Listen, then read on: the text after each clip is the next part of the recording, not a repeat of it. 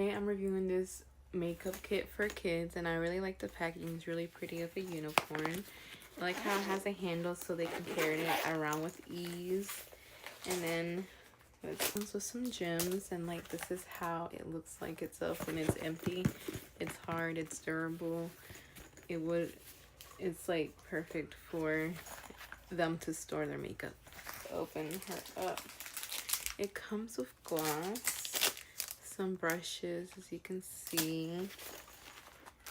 It comes with cute little eyeshadows and stuff, and blushes.